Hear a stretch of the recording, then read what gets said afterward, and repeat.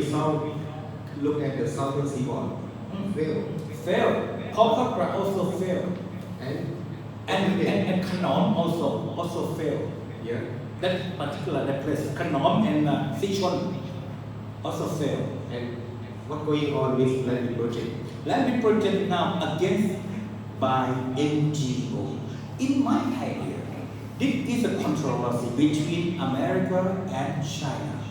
That's why I worry some countries. Because America have economic war with China. They go against each other in economic system, right? Yeah. Against each other in economics. If land brings success, if this project success, land mega project, if this project success, China will have a lot of benefit in this particular area in ASEAN countries. Because China have already launched the policy.